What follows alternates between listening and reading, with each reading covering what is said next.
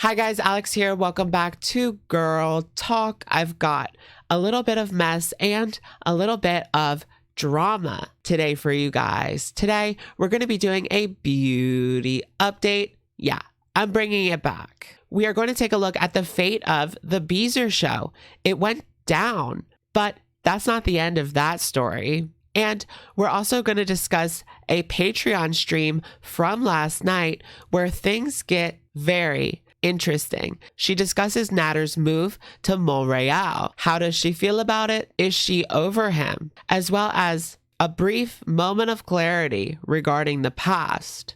Today, we also get our answer. Did she get paid? Well, stay tuned to find out. All that and more coming up on today's edition of Girl Talk. Let's just get right into it. I mean, shall we? All right, you guys, for this part of the video, I did want to talk about Chantal's Patreon stream from last night.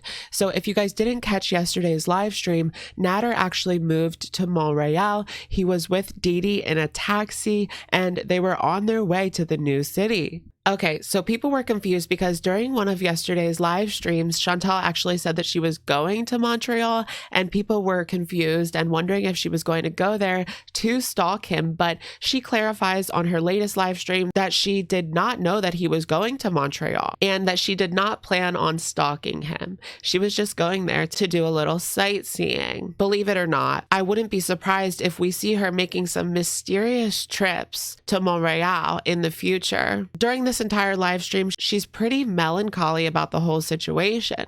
She did take plenty of edibles, so that doesn't help at all.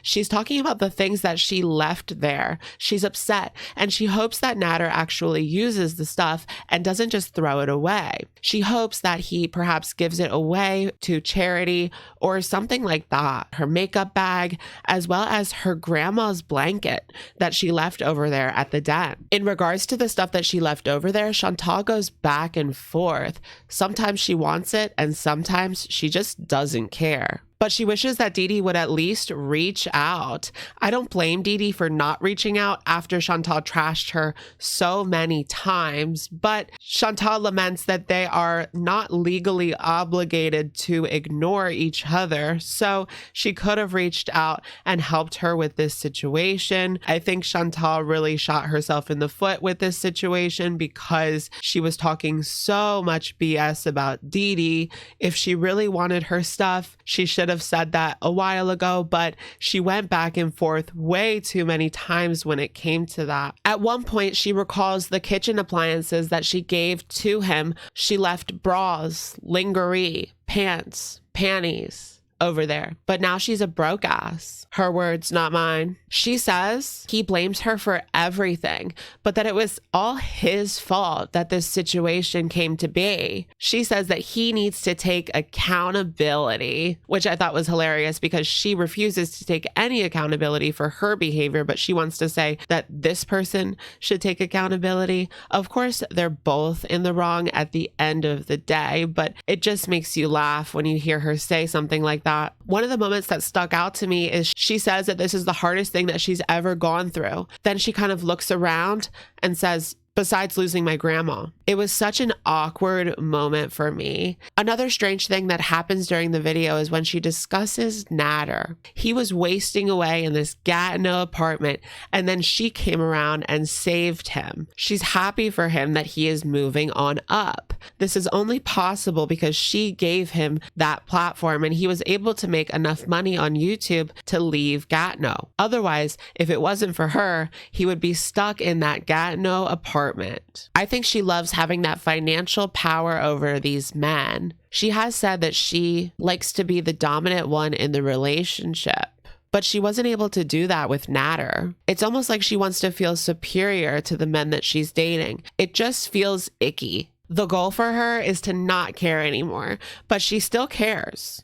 A bit. She doesn't know why she was so smitten with him. So after talking about Nader for quite a while, she does a McDonald's mukbang and asks the audience who can she rage at. Our girl is getting desperate for content. She needs drama to keep this ship afloat. She has salt on her breasts and she needs to vent. So she decides to take it back to the cola, going into the cola story yet again, which is an interesting coincidence because we did take a look at that story just last night. She said that she promised Annie that she wouldn't do it, and she sticks by her sobriety date of July 8th, that being sober from the cola, nothing else. At one point, she mentions that she may be addicted to THC, but she's unsure, and she thinks that she's maybe still feeling withdrawal effects from the cola.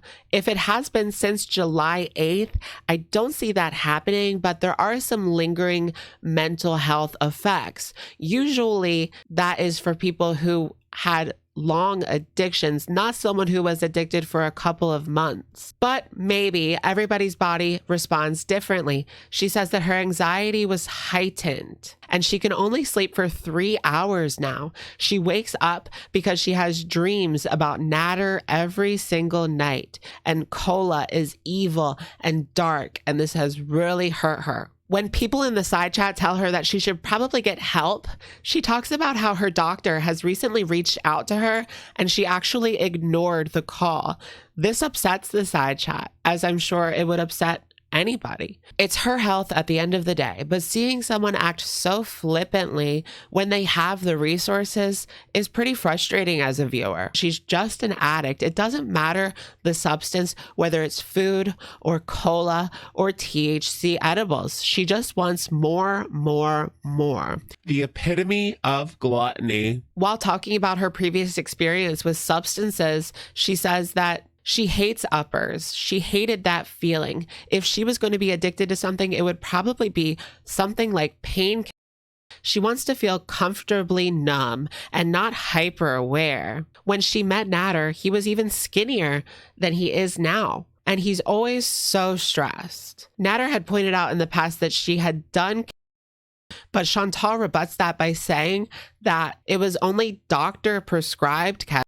In a brief moment of clarity, we have these from time to time, Chantal talks about the past when she would drive and people were so upset with her because after doing the cola, after she did a little bit of drinking, you guys remember that night, she got behind the wheel and she even says in this live stream that she shouldn't have done it. For her, the cola only lasts 15 minutes, but she still shouldn't have drive. She says, I wasn't really that high. And that says it all, folks.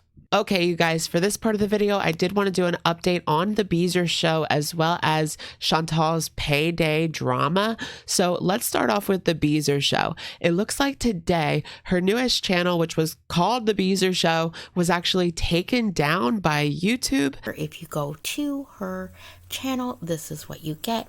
This account has been terminated for violating Google's terms of service. So what does this mean for Chantal? Now, you have to remember she does have, of course, her OnlyFans and her Patreon. But the story doesn't end there. People had quickly jumped on this news, and I noticed some community tab posts as well as a couple videos from other creators. But by the time that I saw these videos, it looked like the Beezer Show was actually up and running again. It came back from the dead. So what's going on there? It seems like her channel is in some sort of weird state of limbo. She hasn't posted since the Carmen Pondu live stream. So we'll have to see what happens to this account. I've never seen something like this happen. Will they keep it up or will it come right back down? Only time will tell. I know a lot of people were talking about and discussing whether or not Chantal would get paid today and whether or not she would rage about it. Well, it looks like we got our answer finally. So Chantal came to Twitter to flex. Just kidding. She says this is not a flex. Seriously, it is not cool to have someone deplatformed and their livelihood removed. And she shows an email from Google Payments saying, check your recent payment. They just sent her AdSense earnings, which is the exact same email that I received today as well, along with every other YouTuber that is monetized. Just as I was losing hope, it seems like things are starting to get interesting again. All right, you guys, it's our favorite time of the day, and that is, of course, comment of the day. Today's comment comes in from Saturday's Amberlynn reaction video. This comment is from Cool Cat Court, who says the following. She says how mukbangs allow her to slow down, enjoy the food instead of just shoveling it all in, which I get that in a way, but at the end of the day, she's still eating the exact same amount of pot stickers, whether she eats fast or not. No? It just seems dumb to me a little bit. Okay, so I think that she has this idea that if she shows what she's eating on camera, that is somehow more important or takes away from the fact of what she is eating off camera, which we can obviously tell is a large amount, whether she wants to admit it to herself or not. All right, you guys, that's going to be it for today's video. Let me know what you guys think in the comments down below, and I will, of course, catch you guys in the next one. Bye, guys.